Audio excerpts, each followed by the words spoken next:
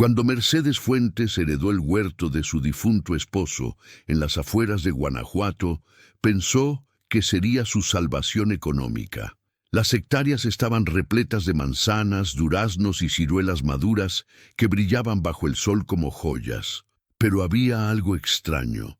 Ningún vecino quería comprar la fruta, ningún trabajador aceptaba cosecharla. Y cuando Mercedes finalmente probó una manzana que había estado en el árbol durante meses, perfectamente roja y tersa, sin una sola mancha de descomposición, supo que algo andaba terriblemente mal en ese lugar. Pero lo que ella descubrió, nadie podría imaginar. Antes de continuar esta historia, si te gustan los misterios de la vida real, suscríbete al canal y activa la campanita para no perderte ningún caso intrigante. Esto nos ayuda muchísimo a seguir trayendo estas historias increíbles para ti. Mercedes Fuentes tenía 42 años cuando la vida le arrancó todo de las manos. Era una mujer menuda, de manos ásperas por años de trabajo en la panadería del centro de Guanajuato, con el cabello negro recogido siempre en una trenza apretada y ojos color café que habían aprendido a ocultar el cansancio. Vivía en un departamento pequeño en la colonia Pueblito de Rocha, donde el ruido de los autobuses y el olor a tortillas recién hechas marcaban el ritmo de cada mañana. Su esposo, Roberto, había sido conductor de tráiler durante 20 años. Un hombre callado pero trabajador, de esos que salen antes del amanecer y regresan cuando la luna ya está alta. Mercedes lo recordaba siempre con su gorra de los Tuzos del Pachuca y su termo de café en la mano, despidiéndose con un beso rápido antes de perderse en la carretera. Tenían una vida modesta pero digna, con suficiente para pagar la renta, comprar lo necesario y darse algún gusto ocasional los domingos. Todo cambió una madrugada de febrero. El teléfono sonó a las 3 de la mañana. Mercedes despertó sobresaltada, con ese presentimiento frío que te recorre la espalda cuando sabes que las noticias nocturnas nunca son buenas. Era la policía de carreteras. Roberto había tenido un accidente en la autopista México-Querétaro. Un tráiler sin frenos lo había impactado de frente. No sufrió, le dijeron, como si esas palabras pudieran aliviar el agujero que se abría en su pecho. Los días siguientes fueron un borrón de trámites, lágrimas contenidas frente a los hijos de Roberto de un matrimonio anterior, y el funeral donde Mercedes se sintió más sola que nunca. No tenían hijos juntos. Los familiares de Roberto aparecieron como buitres, reclamando herencias, muebles, recuerdos. Mercedes se quedó con su dolor y una carpeta de documentos que el abogado de oficio le entregó con gesto aburrido.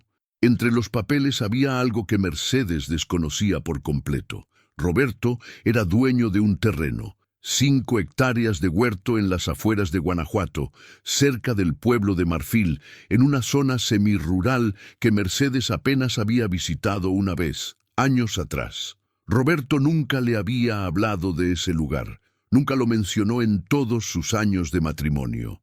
Las primeras semanas después del funeral, Mercedes apenas podía levantarse de la cama. El departamento olía a él todavía. Su ropa en el closet, su cepillo de dientes en el baño, su silla en la mesa del comedor que ahora permanecía vacía. Pero la realidad económica no perdona el luto. La panadería donde trabajaba le dio 2 semanas de permiso. Después tuvo que regresar, amasando pan con los ojos hinchados, sonriendo mecánicamente a los clientes. La renta seguía llegando, las cuentas de luz, agua, teléfono. El sueldo de Mercedes apenas alcanzaba para lo básico. Fue entonces cuando recordó el huerto. Tal vez podía venderlo o rentarlo. Algo tenía que hacer con ese lugar que Roberto había mantenido en secreto. Un sábado de marzo, Mercedes tomó el autobús hacia Marfil. El camino serpenteaba entre cerros secos y casas de adobe, con el olor a tierra y mezquite colándose por las ventanas abiertas. Se bajó en una parada solitaria donde el asfalto se convertía en terracería, con la dirección escrita en un papel arrugado y un mapa impreso que apenas podía leer bajo el sol brillante. Caminó casi 20 minutos por un camino de tierra flanqueado por nopales y huizaches, hasta que lo vio. El huerto se extendía ante ella como un espejismo, hileras perfectas de árboles frutales, las ramas cargadas de frutas maduras que brillaban con colores imposibles, manzanas rojas como rubíes, duraznos dorados que parecían pintados, ciruelas moradas tan perfectas que no parecían reales. Mercedes se detuvo frente al portón de hierro oxidado. Una cerca de alambre rodeaba la propiedad, y al fondo se veía una casita pequeña de adobe con techo de teja. El lugar estaba en silencio absoluto, ni pájaros, ni insectos, ni el susurro del viento entre las hojas. Solo ese silencio denso que hace que tu propia respiración suene demasiado fuerte. Empujó el portón. Las bisagras chirriaron con un sonido agudo que rompió la quietud. Mercedes avanzó lentamente por el camino principal, sus zapatos levantando pequeñas nubes de polvo. A cada lado, los árboles la observaban como centinelas antiguos. Se acercó a un manzano y tocó una de las frutas. La piel era suave, tersa, perfecta, sin manchas, sin marcas de insectos, sin ninguna señal de que hubiera estado colgando al sol durante quién sabe cuánto tiempo. Algo en la perfección de esa manzana le produjo un escalofrío. Mercedes regresó al huerto 3 días después, esta vez con su amiga Lupita, quien trabajaba en la misma panadería y era de esas personas que siempre tenían una opinión para todo. Lupita era corpulenta, ruidosa y práctica hasta el extremo. Si alguien podía ayudarle a ver las cosas con claridad, era ella. Cuando llegaron al huerto, Lupita se quedó boquiabierta. «Virgen Santísima Meche, esto es una fortuna», exclamó, caminando entre los árboles con los ojos brillantes. «¿Ves la cantidad de fruta que hay aquí? Podrías venderla en el mercado, hacer conservas, contratar gente para cosechar. Esto es oro puro, amiga». Mercedes asintió. Pero esa sensación extraña seguía ahí, como una mano fría en la nuca. Lupita comenzó a arrancar frutas con entusiasmo, llenando una bolsa de plástico que había traído. Mercedes la observaba, pero no se atrevía a tocar nada más. «¿Y Roberto nunca te trajo aquí?», preguntó Lupita mientras alcanzaba una ciruela especialmente grande. «Nunca, ni siquiera sabía que existía este lugar. Qué raro, ¿no? Digo, 5 hectáreas no es poca cosa. ¿Por qué lo mantendría en secreto?».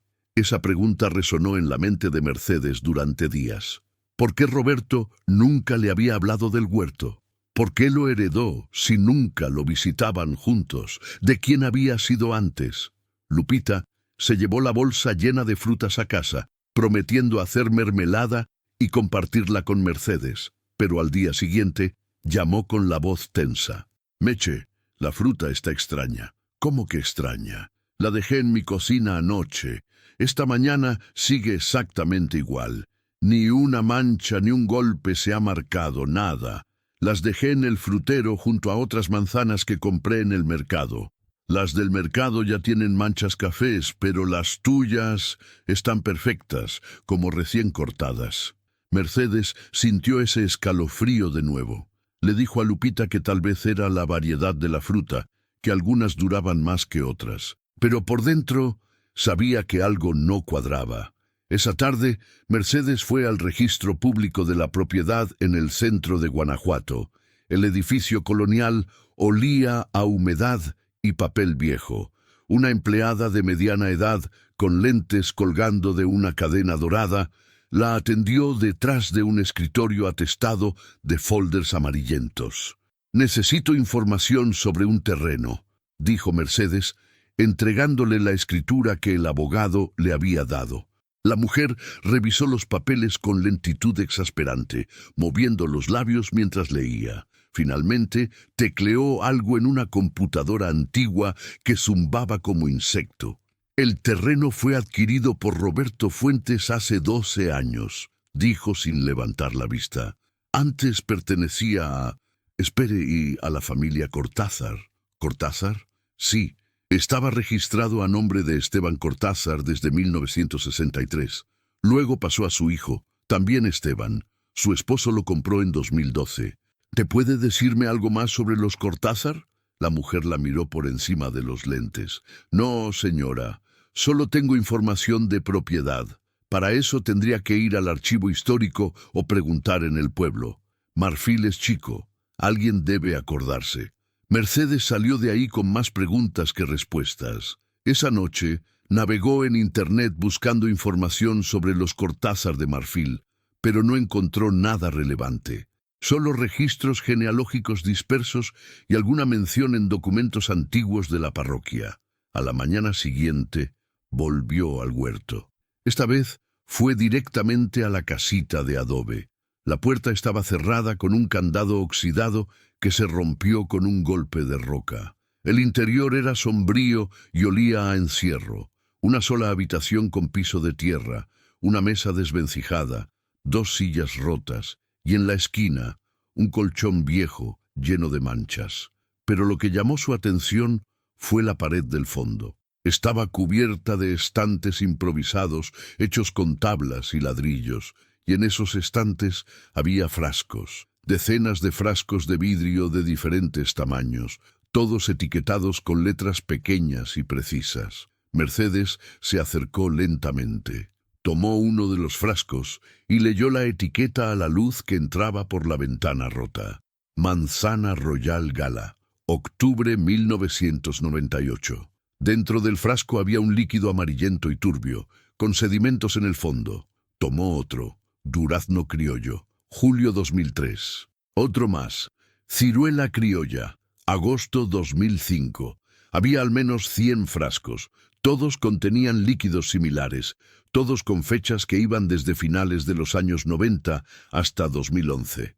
Mercedes sintió que el corazón le latía más rápido. ¿Qué eran estos frascos? ¿Algún tipo de experimento? ¿Conservas caseras? En la mesa encontró un cuaderno viejo con la cubierta de cuero desgastado. Lo abrió con cuidado. Las páginas estaban llenas de anotaciones en tinta azul, con letra pequeña y apretada. Fechas, nombres de frutas, descripciones de procesos. En la primera página, un nombre, Esteban Cortázar hijo. Mercedes comenzó a leer. Al principio eran solo notas agronómicas, tipos de suelo, fertilizantes, fechas de poda, pero conforme avanzaba, el tono cambiaba. Las anotaciones se volvían más extrañas, casi obsesivas. 15 de marzo de 2001. Las manzanas del sector norte no se pudren. Llevan 6 meses en el árbol sin caerse, sin moscas, sin hongos. La fórmula de mi padre funciona mejor de lo esperado. 22 de junio de 2003. Don Jacinto del pueblo vino preguntando por fruta. Le dije que no había cosecha este año. No puede llevarse nada. Nadie puede. 8 de noviembre de 2005. Probé una manzana del año pasado. Todavía crujiente, todavía dulce, como si el tiempo no pasara para ellas. ¿Qué más permanecerá intacto? Mercedes sintió un nudo en el estómago. Siguió leyendo, pasando páginas con manos temblorosas. Las últimas entradas eran de 2011, justo antes de que Roberto comprara el terreno. 10 de enero de 2011. Ya no puedo seguir aquí. Necesito vender antes de que alguien descubra, antes de que pregunten. El huerto guarda demasiados secretos. Mi padre me condenó a ser el guardián de algo que nunca debió existir. Esa era la última entrada. Mercedes cerró el cuaderno y miró a su alrededor. La casita de repente le pareció más oscura, más amenazante. Tomó el cuaderno y varios de los frascos, los metió en su bolsa y salió de ahí casi corriendo. En el autobús de regreso, abrazó la bolsa contra su pecho. Las palabras del cuaderno daban vueltas en su cabeza. El huerto guarda demasiados secretos. ¿Qué secretos? ¿Qué había hecho el padre de Esteban? ¿Y por qué Roberto había comprado ese lugar? Esa noche, Mercedes no pudo dormir. Se quedó sentada en su cocina, con el cuaderno abierto sobre la mesa y los frascos alineados frente a ella. Bajo la luz amarillenta del foco, el líquido dentro de los frascos parecía moverse, aunque sabía que era solo su imaginación. A las 2 de la mañana, tomó una decisión. Necesitaba saber más sobre los Cortázar. Necesitaba entender qué había pasado en ese huerto, y necesitaba descubrir por qué Roberto nunca le había dicho nada. Al día siguiente era domingo. Mercedes tomó el autobús de nuevo a Marfil, pero esta vez no fue al huerto. Se bajó en el pueblo, una comunidad pequeña con casas de colores pastel y calles empedradas que subían y bajaban siguiendo el capricho de los cerros. La plaza principal tenía una iglesia antigua con su fachada de cantera rosa y su campanario que había visto pasar generaciones. Mercedes entró a la tienda de abarrotes que estaba frente a la plaza. Una señora mayor, de pelo completamente blanco y delantal floreado, la atendió desde detrás del mostrador. «Buenos días. Disculpe, ¿usted lleva mucho tiempo viviendo aquí?» La señora la miró con curiosidad. «Toda mi vida, hija. ¿Buscas algo en especial?» «Información sobre una familia. Los Cortázar tenían un huerto en las afueras». El rostro de la señora cambió. La amabilidad se congeló en una expresión cautelosa. «¿Para qué quieres saber de ellos? Mi esposo compró ese terreno hace años, falleció recientemente, y estoy tratando de entender qué hago con el lugar». La señora bajó la voz, aunque no había nadie más en la tienda. «Los Cortázar, esa es una historia vieja y triste, muchacha. Mejor déjala donde está. Por favor, necesito saber». La mujer suspiró, mirando hacia la puerta como si temiera que alguien entrara. Don Esteban, el padre, era un hombre raro, químico o algo así de la ciudad. Llegó a Marfil en los años 60 con su esposa y su hijo pequeño, compró ese terreno y empezó a plantar árboles. Decía que iba a revolucionar la agricultura, que había descubierto algo importante. ¿Qué había descubierto? Nadie lo sabe con certeza, pero la gente empezó a notar cosas extrañas. La fruta de su huerto nunca se pudrió, ni en el árbol, ni después de cortarla. Podías dejarla semanas en tu cocina y seguía perfecta. Al principio la gente pensó que era buena suerte, pero luego la señora se detuvo, mordiendo el labio. ¿Luego qué?, presionó Mercedes. Luego empezaron a desaparecer cosas. Animales principalmente. Gatos, perros, algún burro. Y la gente que comía mucha de esa fruta, bueno, decían que se enfermaban. No de inmediato, pero con el tiempo. Don Esteban dejó de vender fruta. Cerró el huerto. Murió en los 80 y su hijo se quedó ahí, solo, sin hablar con nadie del pueblo durante años. Mercedes sintió que la sangre se le helaba. ¿Y el hijo? ¿Esteban hijo? Se fue en 2011. Vendió el terreno y desapareció. Nadie lo ha vuelto a ver. Y la gente de aquí... Bueno, todos estamos contentos de que ese lugar tenga nuevo dueño, aunque nadie se acerca, tiene mala fama. Mercedes agradeció a la señora y salió de la tienda con las piernas temblorosas. Se sentó en una banca de la plaza, bajo la sombra de un laurel, tratando de procesar todo. Roberto había comprado un lugar con mala fama, donde pasaban cosas extrañas, donde la fruta no se pudría y los animales desaparecían. ¿Por qué? ¿Qué sabía Roberto que ella no sabía? Mercedes pasó la siguiente semana en un estado de obsesión creciente. Durante el día, amasaba pan mecánicamente en la panadería, con la mente a kilómetros de distancia. Por las noches, leía y releía el cuaderno de Esteban Cortázar hijo, tratando de descifrar las anotaciones crípticas y encontrar pistas sobre lo que realmente había pasado en el huerto. Lupita comenzó a preocuparse. «Meche, te estás poniendo pálida. ¿Estás comiendo bien? ¿Estás durmiendo?» «Estoy bien», mentía Mercedes, aunque los círculos oscuros bajo sus ojos y el temblor en sus manos decían lo contrario. La fruta que Lupita había llevado a su casa seguía perfecta después de 2 semanas. Ni una mancha, ni un signo de descomposición. La habían dejado sobre la mesa de la cocina, expuesta al calor y al aire, y permanecía tersa, brillante, como recién cortada. Lupita finalmente la tiró a la basura, asustada. «No es normal, Meche. Esa fruta no es normal». Mercedes lo sabía, pero necesitaba entender por qué. Decidió buscar ayuda profesional. A través de una amiga, consiguió el contacto de un profesor de agronomía de la Universidad de Guanajuato. Se llamaba Dr. Héctor Ramírez, un hombre de unos 60 años, con barba gris y lentes de montura gruesa que le daban aspecto de búho sabio. Mercedes fue a su oficina en el campus universitario, un edificio moderno con pasillos que olían a café y papel recién impreso. Le llevó una de las manzanas del huerto envuelta cuidadosamente en servilletas. Doctor Ramírez, necesito que analice esto. El profesor tomó la manzana, la giró bajo la luz de su lámpara de escritorio, la olió, presionó suavemente la piel con el pulgar. Es una manzana, Royal Gala, diría yo. ¿Qué quiere que busque exactamente? Quiero saber por qué no se pudre. El profesor levantó una ceja. Todas las frutas se pudren eventualmente. Es biología básica. Esta no. Tiene más de 3 semanas desde que la corté. La he dejado fuera de refrigeración. No tiene ni una mancha. Ramírez la miró con escepticismo, pero su curiosidad profesional pudo más. Muy bien, déjemela. Haré algunos análisis. ¿De dónde salió esta manzana? Mercedes dudó. De un huerto privado, en Marfil. ¿Marfil? Conozco esa zona. Buena tierra, buen clima.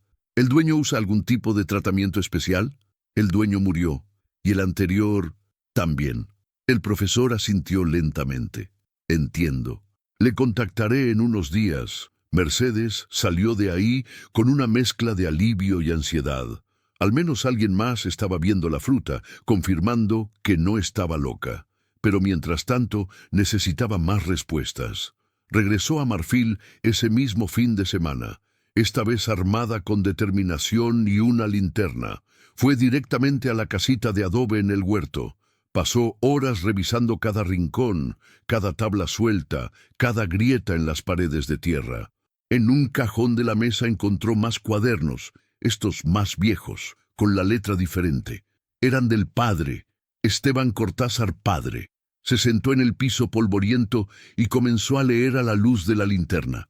Las primeras páginas eran de 1965, poco después de que comprara el terreno. Esteban padre había sido investigador químico en una empresa farmacéutica en la Ciudad de México.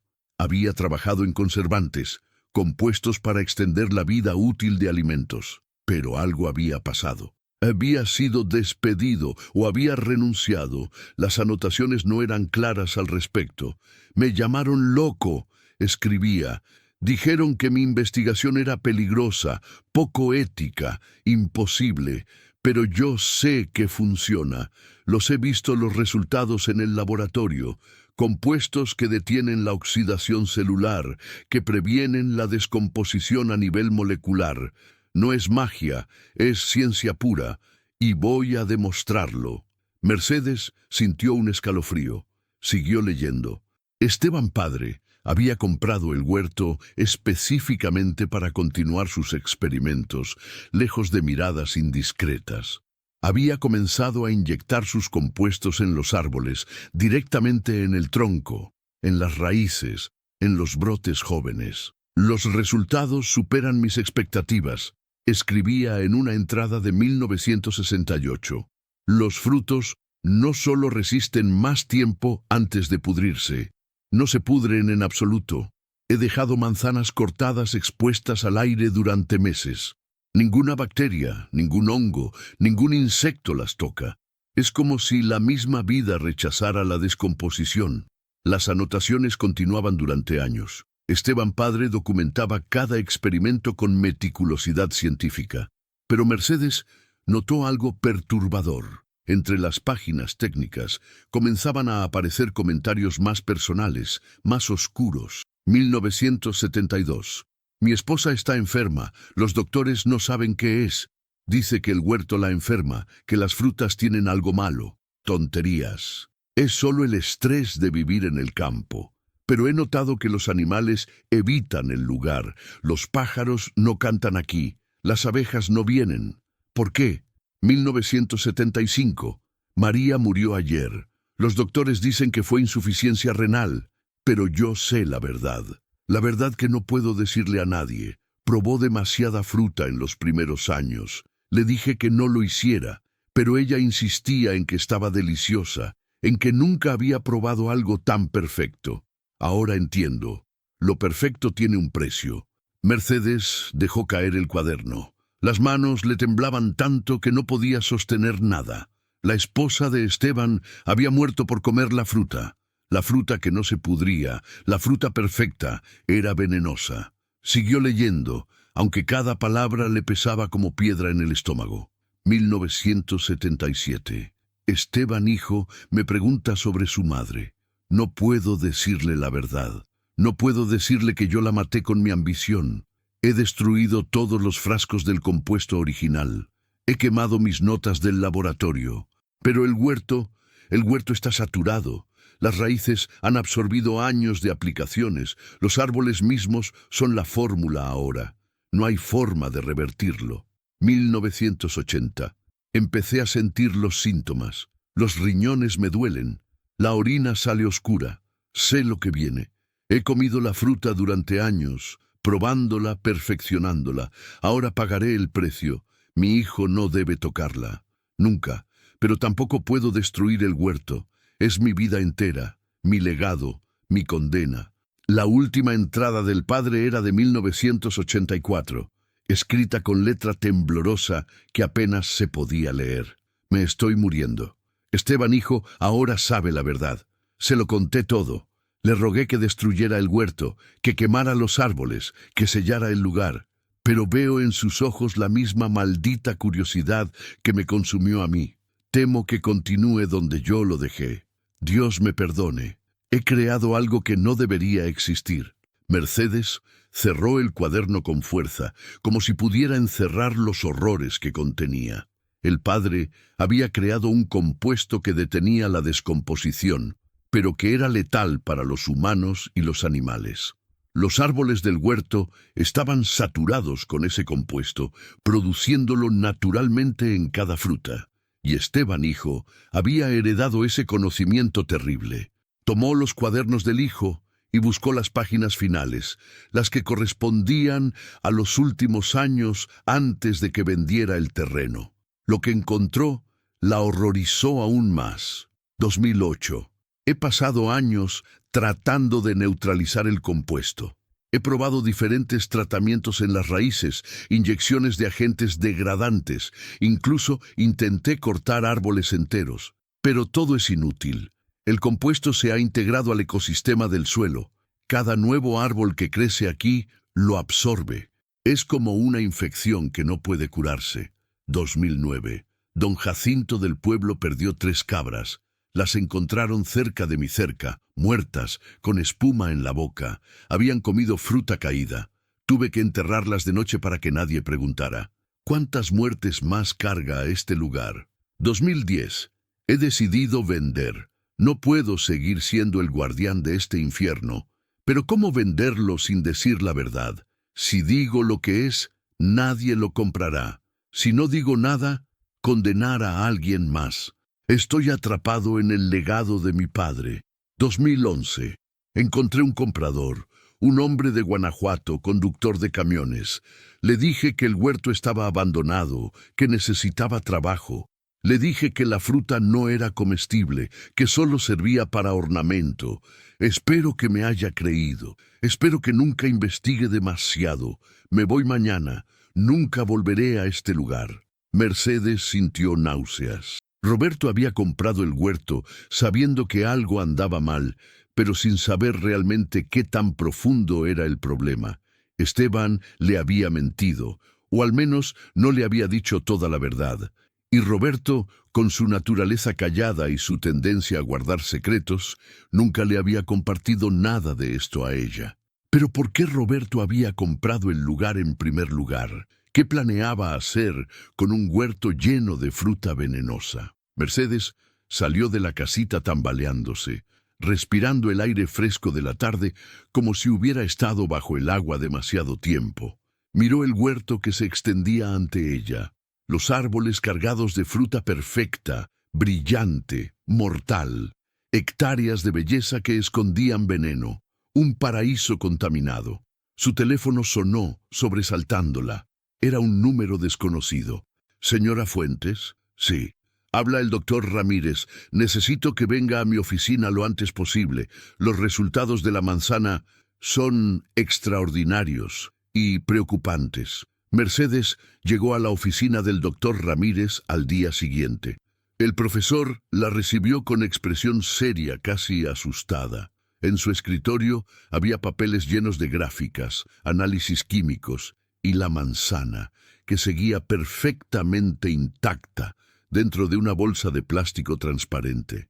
«Señora Fuentes, ¿de dónde sacó esta fruta?» «Ya se lo dije, de un huerto en Marfil. Necesito que sea más específica. Necesito saber exactamente qué se ha aplicado a estos árboles». «¿Por qué? ¿Qué encontró?» El doctor Ramírez se quitó los lentes y se frotó los ojos. «Esta manzana contiene compuestos que nunca había visto en mi vida y llevo 30 años estudiando agricultura.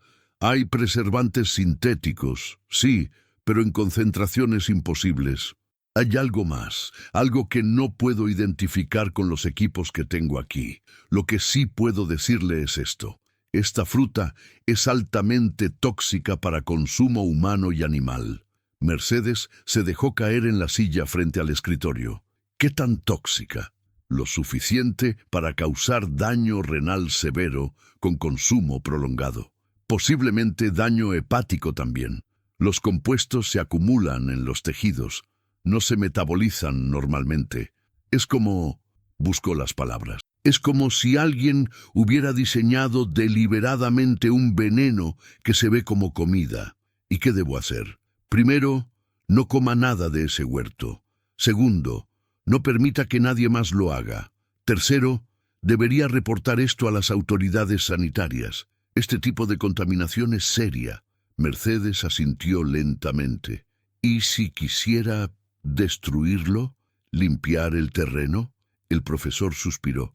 «Eso sería complejo.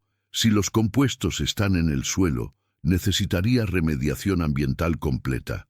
Excavar y remover la tierra contaminada, analizar el agua subterránea, verificar que no haya filtración a terrenos vecinos. Estamos hablando de un proyecto de meses, tal vez años, y muy costoso». Mercedes salió de ahí con un peso aplastante en el pecho. El huerto no era solo un misterio o un secreto vergonzoso. Era un peligro activo, una bomba de tiempo ambiental, y ahora era su responsabilidad. Durante los siguientes días, Mercedes investigó las opciones. Habló con abogados ambientales, con empresas de remediación, con oficinas gubernamentales. Todos le dijeron lo mismo. Limpiar el terreno costaría cientos de miles de pesos, tal vez millones. Dinero que no tenía, dinero que nunca tendría. Lupita la encontró llorando en el baño de la panadería durante su descanso. «Meche, ¿qué pasa? Ya me tienes preocupada». Mercedes le contó todo: los cuadernos, los compuestos, el veneno, la imposibilidad de arreglar la situación. Lupita la abrazó mientras sollozaba. «Y lo peor», dijo Mercedes entre lágrimas, «es que no entiendo por qué Roberto compró ese lugar. ¿Qué planeaba hacer? ¿Por qué nunca me dijo nada?»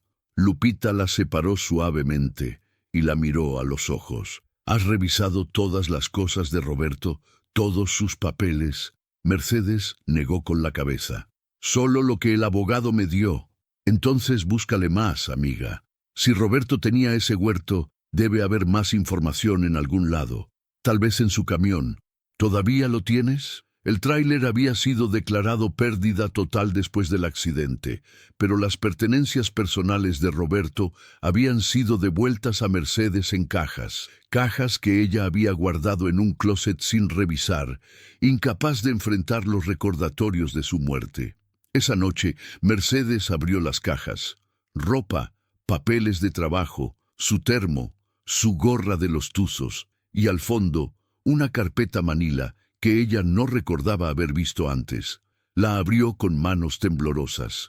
Dentro había documentos médicos, análisis de sangre de Roberto de hace 3 años, resultados anormales en función renal. Más análisis, 6 meses después. Peores, una carta de un nefrólogo recomendando tratamiento urgente. Otra carta, 1 año después, hablando de diálisis, de trasplante. Mercedes sintió que el mundo se detenía. Roberto había estado enfermo, muy enfermo, y nunca le había dicho nada. Siguió revisando los papeles. Encontró un recibo de un laboratorio privado en Guanajuato. Análisis de muestras de fruta, fechado hace 2 años, y una nota escrita a mano por Roberto. Si algo me pasa, Mercedes debe saber la verdad. Compré el huerto hace años pensando que podía venderlo por buen dinero. Esteban me dijo que solo necesitaba trabajo. Fui idiota. Probé la fruta cuando fui a ver el terreno. Solo una manzana, una sola. Estaba deliciosa, perfecta. No pensé que una sola vez pudiera hacerme daño, pero los síntomas empezaron meses después. Cuando supe lo que era, ya era tarde. Los doctores no entienden por qué mis riñones fallan. Yo sí lo sé. No quiero que Mercedes cargue con esto. No quiero que se sienta culpable. Por eso nunca le dije del huerto. Pensé que si yo moría, ella podría venderlo sin saber, sin llevar el peso de saber que me maté probando esa maldita fruta. Perdóname, mi amor. Perdóname por ser tan tonto. El huerto debe ser destruido. Debe ser quemado hasta las raíces. Es lo único que importa. Mercedes dejó caer el papel. Las lágrimas corrían por sus mejillas sin control. Roberto no había tenido un accidente. O sí, pero ya estaba muriendo de todos modos. Los riñones le estaban fallando por el veneno del huerto. Una sola mordida de esa fruta perfecta y hermosa lo había condenado. Y él había mantenido el secreto para protegerla a ella, para que ella no cargara con la culpa, con el conocimiento de cómo había muerto realmente. Mercedes pasó esa noche sentada en el piso de su departamento, rodeada de papeles, cuadernos y las pertenencias de Roberto. Cada pieza del rompecabezas finalmente encajaba en su lugar, formando una imagen terrible y completa. Esteban Cortázar padre había creado un compuesto para prevenir la descomposición de alimentos, una ambición científica legítima que se había convertido en una pesadilla.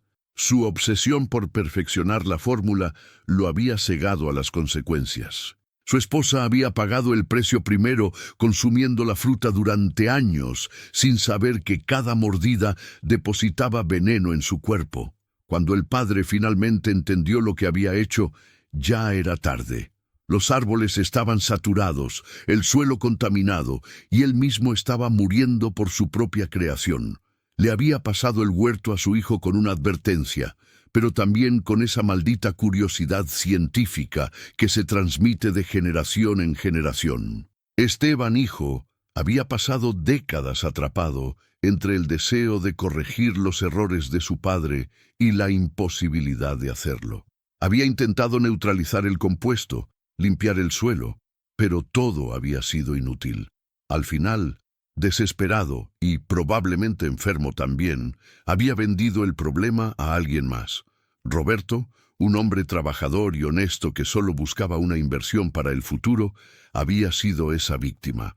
Una mordida de fruta, solo para probar, solo para ver si valía la pena. Suficiente para que el veneno comenzara su trabajo lento e invisible.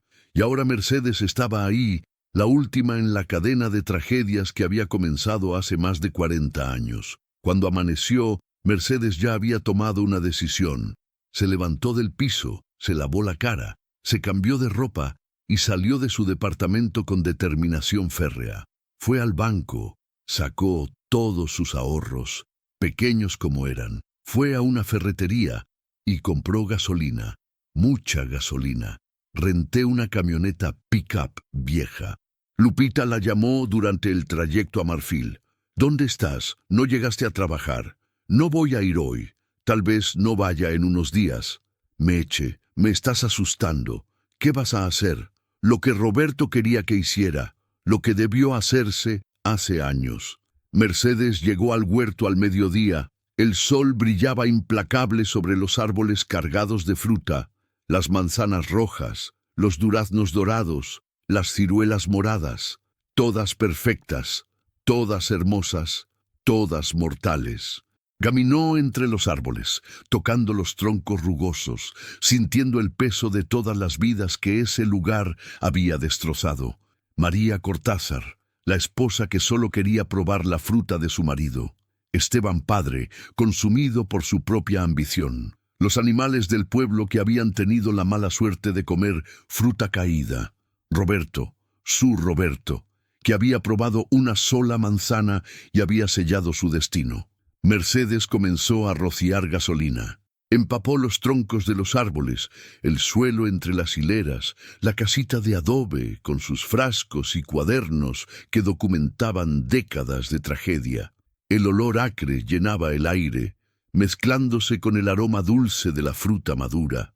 Trabajó metódicamente, sin prisa pero sin pausa, durante horas. Cuando terminó, el sol ya estaba bajo en el horizonte, tiñendo el cielo de naranja y rosa, hermoso e indiferente. Mercedes se paró en el portón de entrada, con una caja de cerillos en la mano. Por un momento dudó. ¿Estaba haciendo lo correcto?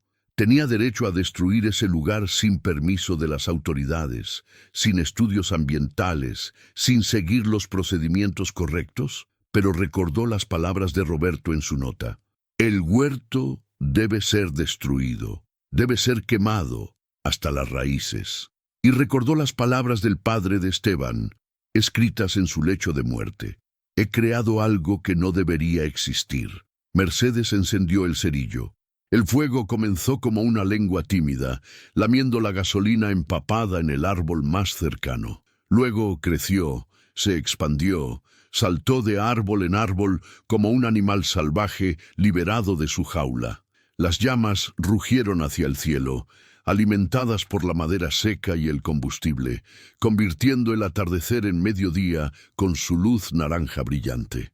Mercedes retrocedió, sintiendo el calor en su cara, viendo cómo décadas de secretos y venenos se consumían. Los árboles ardían con un crepitar furioso. La fruta perfecta se ennegrecía y estallaba. La casita de adobe colapsaba en cenizas.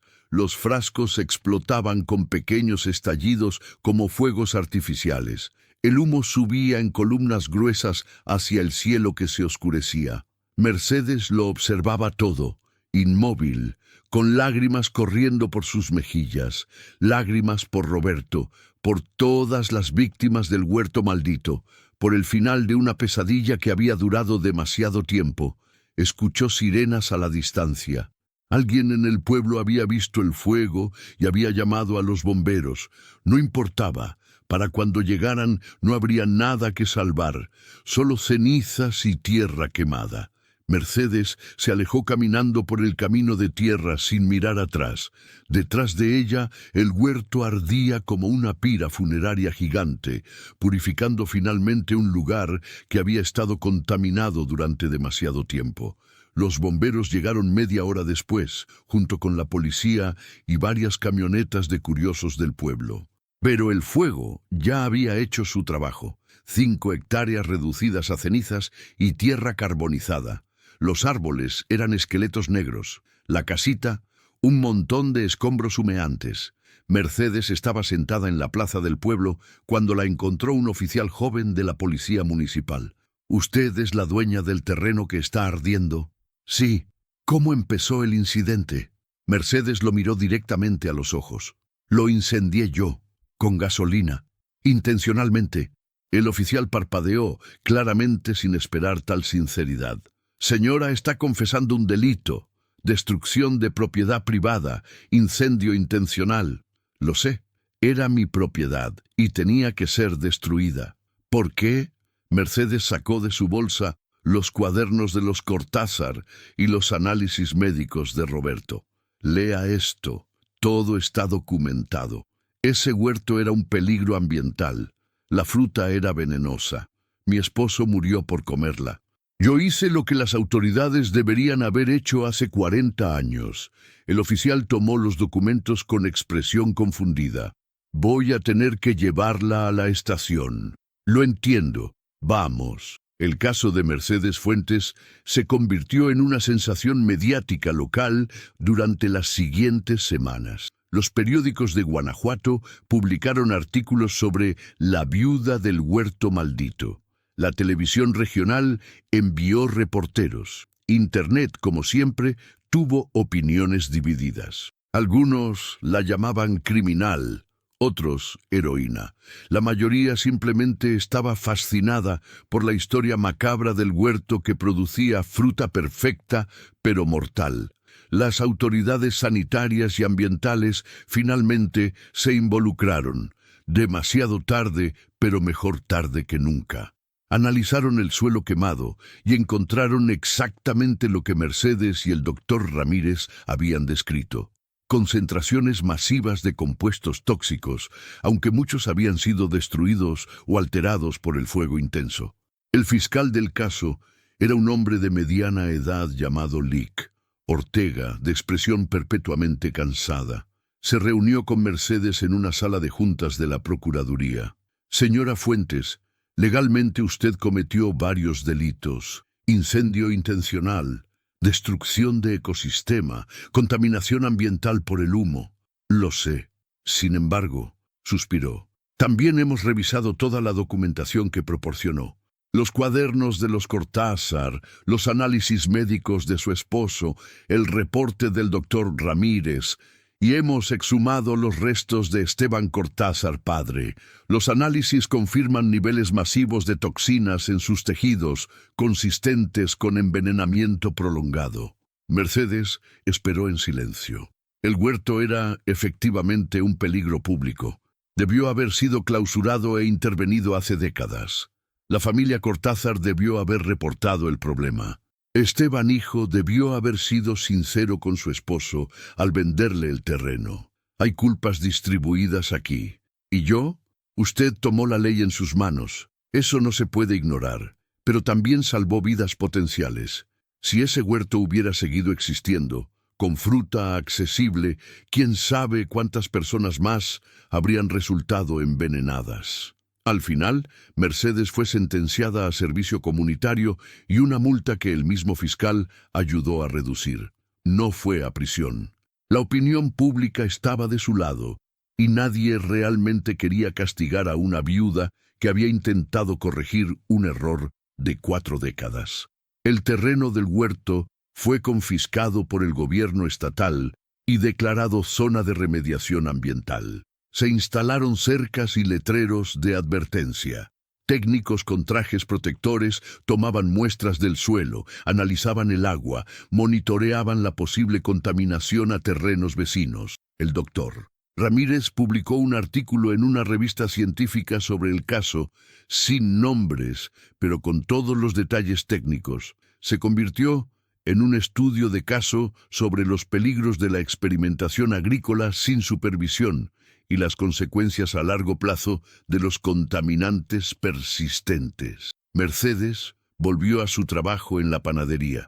Lupita la recibió con un abrazo largo y lágrimas. Las clientas regulares le expresaban su apoyo con palabras amables y miradas comprensivas. La vida continuaba, como siempre lo hace, pero Mercedes era diferente ahora. El peso de los secretos había desaparecido. Sabía la verdad sobre Roberto, sobre el huerto, sobre todo, y aunque el conocimiento era doloroso, también era liberador. Una tarde, meses después de todo, Mercedes visitó el cementerio donde estaba enterrado Roberto. Se arrodilló frente a la tumba con flores frescas en las manos. Lo hice, le dijo en voz baja. Quemé el huerto como querías. Se acabó. Ya no puede lastimar a nadie más. El viento soplaba suavemente entre las tumbas, meciendo los árboles del cementerio. Y entiendo por qué no me dijiste nada. Querías protegerme. Siempre me protegiste. Pero ya no necesito protección. Necesito verdad, y ahora la tengo. Mercedes se quedó ahí un rato más, en silencio, sintiendo por primera vez desde su muerte una especie de paz. No era felicidad, todavía era demasiado pronto para eso. Pero era algo parecido a la aceptación. Se levantó, se sacudió el polvo de las rodillas y caminó hacia la salida del cementerio. El sol de la tarde pintaba todo de dorado. En la distancia, las montañas de Guanajuato se alzaban contra el cielo, eternas y serenas. La vida continuaba, y Mercedes continuaría con ella, llevando consigo las lecciones de un huerto maldito y las cicatrices de los secretos que casi la destruyen. 2 años después, el terreno del antiguo huerto fue finalmente declarado seguro tras extensiva remediación. La tierra había sido excavada y reemplazada. Los análisis de agua subterránea salieron limpios. El gobierno decidió convertir el lugar en un parque público con un pequeño memorial. Mercedes fue invitada a la inauguración. Al principio dudó, pero Lupita la convenció de ir. El parque era simple pero bonito: césped verde, bancas de concreto, algunos árboles ornamentales jóvenes que algún día darían sombra. Y en el centro, una placa de bronce con una inscripción: en memoria de aquellos que sufrieron las consecuencias de la ambición cinética. Que este lugar, una vez contaminado por el deseo de perfección, sea ahora un recordatorio de que la verdadera belleza reside en la imperfección natural de la vida. Mercedes leyó las palabras con los ojos húmedos. A su lado, Lupita le apretó la mano. «Hiciste lo correcto, amiga». Mercedes asintió. Roberto habría querido que fuera así. Un lugar de vida donde antes había muerte. Miró alrededor del parque. Familias con niños, parejas paseando, ancianos sentados al sol. Vida normal, cotidiana, hermosa en su imperfección. Sin frutas que nunca se pudren, sin secretos venenosos, sin perfección mortal. Solo vida, real, complicada y preciosa. ¿Y tú, alguna vez has descubierto un secreto que lo cambió todo? ¿Algo que parecía perfecto pero escondía una verdad oscura? Cuéntame en los comentarios. Si te gustó esta historia, déjame tu like y compártela con alguien que también disfrute de misterios reales. Nos vemos en el próximo caso.